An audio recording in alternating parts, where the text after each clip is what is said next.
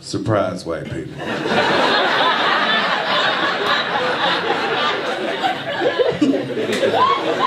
Just gonna take it in, take it in. All right. Take it in, take it in. Very observant person. I got like big eyes. You see these shits? I like to watch people. I really do. My favorite thing to do, watching people. My favorite people to watch, white people. I have so much fun. The other day I was white watching, and that's what I call it. I call it white watching.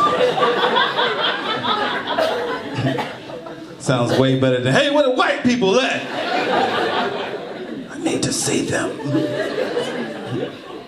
I was white watching, this little white girl came up to me. She was like, hey, mister, you got really big eyes. I was like, yeah, to see white people with. She just ran off. My first thought, chase her ass. I started stretching, I gave her a head start and shit. My second thought, that's probable cause, yep. I don't need that. Not at all. Noticed a lot of things about myself and my life, you know. I was a fat kid growing up, you know. You know how I knew? We had mirrors.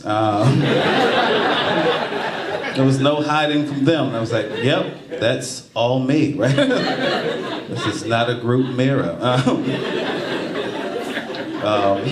I got 6 sisters and they told me all the time I was fat. They gave me cute little nicknames and shit. They used to call me a fat hubby-dubby. I don't know what that is. I'm 36 and I still don't know what that is. If I had to guess, it sounds like a stay-at-home dad. That's what it sounds like to me. So, who's my cute little fat hubby-dubby? Who's my cute little fat hubby-dubby? I'm your cute little fat hubby-dubby. Can I get out the cage now? They used to call me the KoolAid Man. I hated that shit. They called me the KoolAid Man because I slept in a comfortable red sleep shirt. That was my favorite shirt. And they totally disrespected my sleep choices. When I went to bed like Winnie the Pooh. You know what I'm saying? Red up top, no bottoms. You know what I'm saying? And every time they saw me, they say, hey, KoolAid. I was like, oh, bother. Think. What would Christopher Robin do? Sometimes I wished I was the KoolAid Man, you know? You know what I'd do? While they slept, I'd bust down their walls. And I'd drown their asses in hot lemon-flavored KoolAid. Yep. Why lemon-flavored KoolAid? Because it's bitter. And as they take their last gas, I'm like, oh yeah. They got the nickname shit from my uncle. My uncle used to call me Heavy. Heavy means of great weight or difficult to lift. He never picked me up. He just saw me and was like, ah! He never picked me up. He actually set me down and was like, Heavy, come here, Heavy. Heavy. You know how your aunt, you know, when she could tell when storm's about to happen? That's how I feel when you about to come over. It's like, you old bitch. I laughed at his funeral, I really did. I laughed at his funeral. I had a field day at his funeral. I went right up straight to his casket, was like, who's heavy now? And that's when I learned about karma that day. I had to help carry the casket. He was heavy as fuck. I think one of the main reasons I was a fat kid growing up, my mom smoked weed in the house. It's always this quiet. She didn't make us roll her blunts, people, okay? We broke up the weed, you know what I'm saying? It's like, no seeds, no stems. But like, she had 9 kids, you know, she had 9 kids. My mom's name was Alice, and she was in Wonderland twice a day.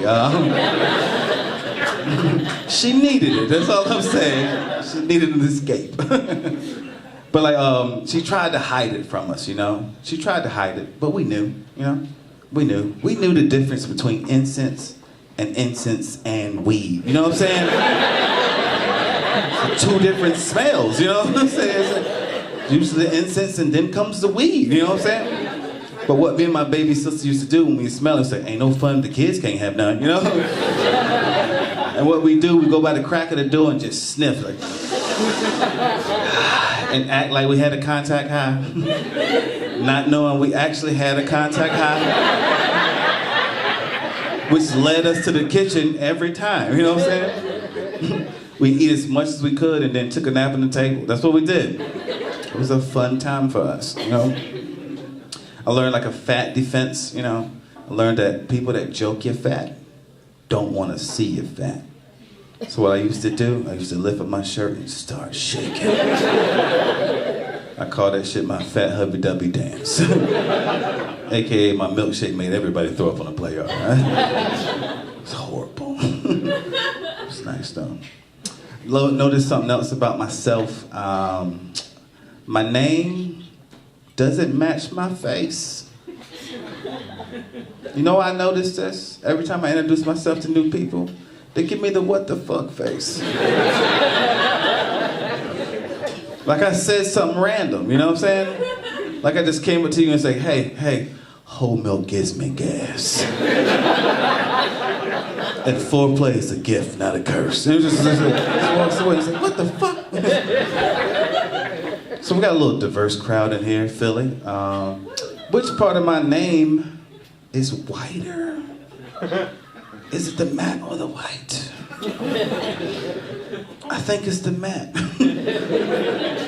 I think so. I Googled this shit the other day. I Googled black mats and it came up. Did you mean black cats? No, Google!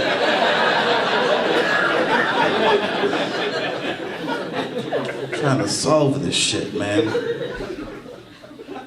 Growing up with all these females in the household, like, it stopped me from doing things I really wanted to do, okay? I'm gonna be honest. I wanted to be a thug. I wanted to do thug things, okay? But I'm too sensitive, okay? I learned too much feminine stuff growing up, okay? I learned how to cook, clean, listen, pink fingernails, twerk, braid hair, sit down when I pee. You know, the usual shit, you know what I'm saying? And if I was a thug, I'm too sensitive. If I had to initiate a gang, we wouldn't commit crimes. I wouldn't jump on men. We have a slumber party, people. It'd be extremely gangster lock-in. That's what we do. It'd be called something like AKs and PJs or like hoodies and footies, you know what I'm saying? Or like sleeping bags and do-rags, you know what I mean? Because instead of that thug life, we all about that snug life! I had that shit tattooed on my tummy with a picture of Tupac like this. Snug life! We play feminine gangster games like duck, duck, shoot. Pin the drugs on the rapper. Which comes with a special edition of Pin the Baby on the Baby's Daddy. So much fun. So much fun. We have like a bonding experience, like a snug a thug hour. We just have like a cry session and we go to bed. But in the morning, what we do, we wake and bake. And this doesn't involve weed at all.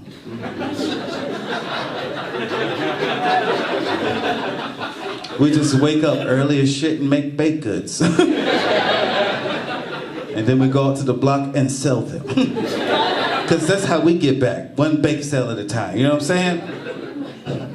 We go out to the white communities with our special gluten-free cupcakes. Surprise, surprise.